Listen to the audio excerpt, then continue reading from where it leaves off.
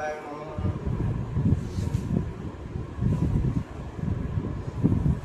चतुर्दश अध्याय मैत्रेय उवाच ध्रुव पुष्पस्तिजं गला कुबेर भुवने जानिला तक्षणे निज गणे तुले ध्रुव समीपे आसी मिले अंजलि करी बेनी पाणी ध्रुवंकु कहे मंजु बाणी।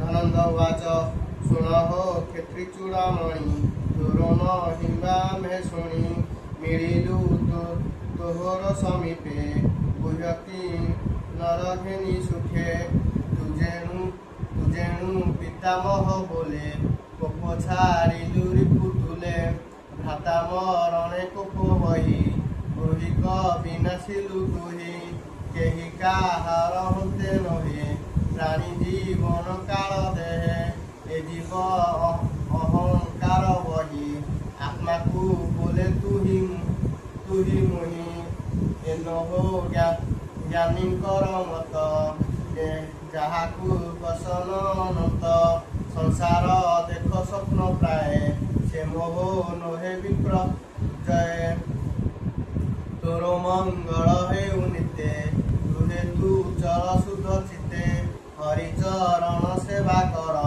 संसारो आत्मा को उद्धार तोर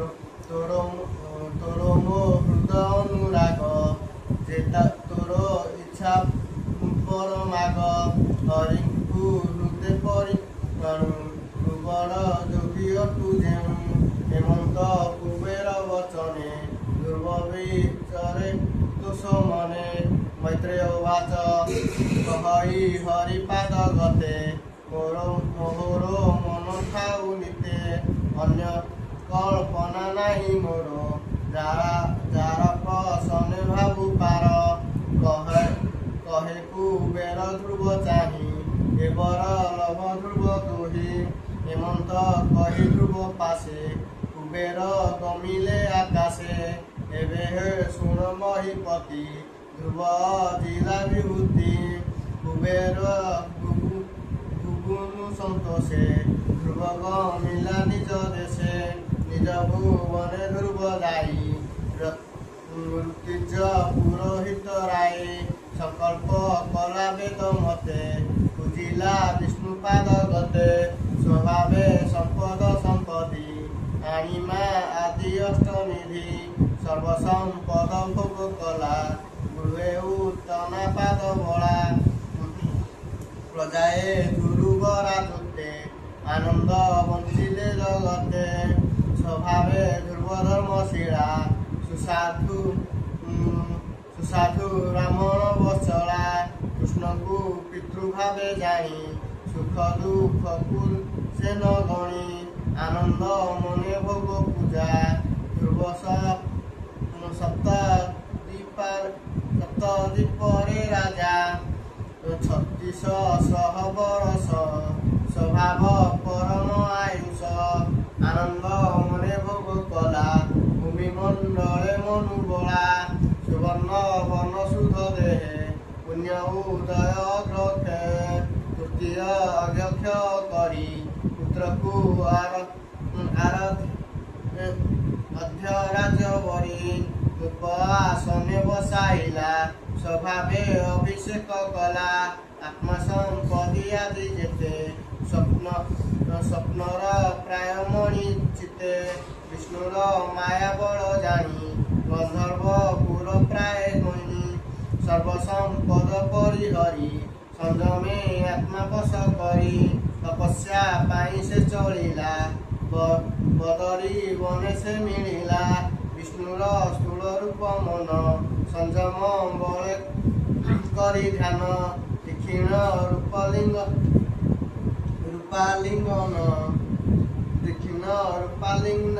रूपालिंगन कला निर्मल ज्योति प्रकाशिला तहु से वेद शून्य होइला स्थूलर ध्यान से छाड़िला एही प्रकार ध्रुव नीति हरिंक प्रति कला भक्ति आशता नयनु बहिला ତହିଁରେ ଅଭିଷିକ୍ତ ହେଲା। ତା ଦେହ ଆନନ୍ଦେ ବୁଡ଼ିଲା, ସର୍ବଗ୍ନ ପୁଲକ ହୋଇଲା। ନିଜକୁ ଜାଣି ନ ପାରିଲା, ଜ୍ଞାନ ସାଗରେ ବୁଡ଼ିଗଲା। ଅଳ୍ପ ସମୟ ଅନ୍ତରେ ବିମାନ ଦେଖେ ଆକାଶରେ, ତେଜ ଦଶ ଦିଗ ବିରାଜେ, ବିଷ୍ଣୁଙ୍କୁ ଦେଖିଲା ସମାଜେ। ଅଖଣ୍ଡ ସୁଧାକର ଯେନେ, ହରିଙ୍କୁ ଦେଖିଲା ଗଗନେ। ରଥେ ଦେଖିଲା ବେନି ସୁତ, ନିନ୍ଦିତ ଶଶାଙ୍କ ଆଦିତ। କିଶୋର ଶ୍ୟାମ ତନୁବନ, ବିଷୟୀ ଅରୁଣ ଲୋଚନ। ଶୋହେ ସୁନ୍ଦର ଭୁଜ ଚାରି, ବିଷ୍ଣୁ ଆୟୁଧ ଛନ୍ତି ଧରି। ଅଙ୍ଗଦ କିରଟି କୁଣ୍ଡଳ, ଉଦେଲମ୍ବଇ ବନମାଳ। ରତ୍ନମୋଖଳା କଟି ମାଝେ, ମକର କୁଣ୍ଡଳ ବିରାଜେ। ଦୁର୍ବନି କଟେ ଯାଇ ମିଳି, ଗଗନୁ କଷେ କି ବିଜୁଳି। ତୁଣ୍ଡ ଗୋବିନ୍ଦ ନାମ ଗାଇ, କପାଳେ ବେନି କର ଦେଇ। ନମିଲେ ଦୁର୍ବ ପାଦ ତଳେ, ରୋମ ପୁଲକ ଅଶ୍ରୁ ଜଳେ। ସୈନିକ ଆଦି ମୁନି ଯେତେ, ଦକ୍ଷିଣେ ମିଳିଲେ ସମସ୍ତେ।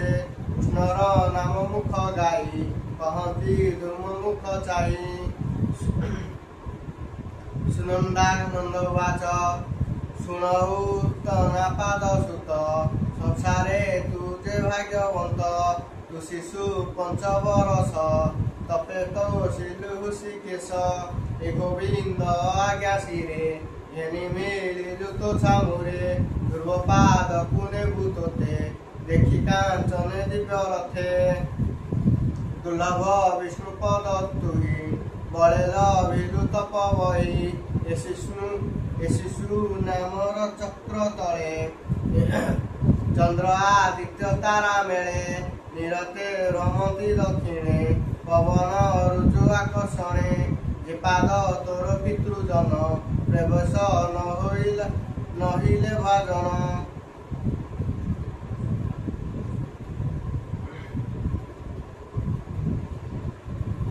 ଜ୍ଞାନ ତାର ଲଭି ପାରେ। ଅନୀତି ସଂସାର ସାଗରେ, ଅଶେଷ ଜଗତ ବନ୍ଦନ। ବିଷ୍ଣୁ ପରମ ପାଦ ସ୍ଥାନ, ଏଣୁ ଏ ଉତ୍ତମ ବିମାନ। ତୋଷ ପଶିଲେ ଭଗବାନ, ତୁ ଏବେ ବସ ସ୍ଥିର ମନେ। ବିମାନ ବାହିବୁ ଗଗନେ, ହେମନ୍ତ ବିଷ୍ଣୁ ଦୂତ ବାଣୀ।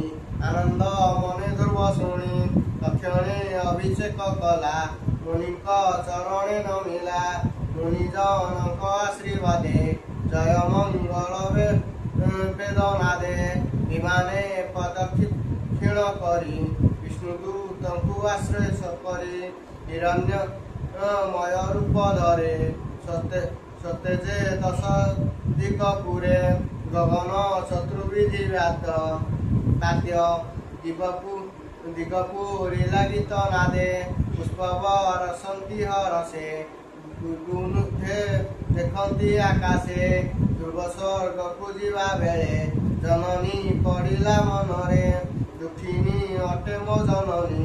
କାହିଁ ରହିଲେ ସେହି ପୁଣି, ତାହାକୁ ଛାଡ଼ି କି ପ୍ରକାରେ। ଯିବି ମୁଁ ଏବେ ବିଷ୍ଣୁପୁରେ, ତୁତେ ବୁଝିଲେ ଧ୍ରୁବ ଭାବ। ମାତାଙ୍କୁ ଦେଖିଲେ ଯବ, ସୁନୀତି ଜନନୀ ସಮೇତ। ବସିଲେ ରତ୍ନମୟ ରଥେ, ଧ୍ରୁବଙ୍କୁ ଦେଖି ପ୍ରଶଂସନ୍ତି। କେବା ଆନନ୍ଦ କରେ ସ୍ମୃତି, ହେମନ୍ତ ପୁଷ୍ପବୃଷ୍ଟି ପଥେ। ଗ୍ରହକୁ ଦେଖି ଆଗ୍ରତେ, ତ୍ରୈଲୋକ୍ୟ ଜିଣି ଦିବ୍ୟ ଜନେ। ମୁନିଙ୍କୁ ଦେଖିଲେ ବିମାନେ, ମୁନି ଦେଖି ସେହି ଜୟ କଲା ବିଷ୍ଣୁ ପଥେ। ଯେ ପ୍ରାଣୀ ସନ୍ଥ ସମଦୃଶ୍ୟ, ଅଶେଷ ଜନଙ୍କ ବିଶ୍ୱାସ। ଶ୍ରୀହରି ପାଦରେ ଚିତ୍ରଜାର, ସନ୍ତୋଷ ସମ ସାଧୁ ଧୀର। ସେ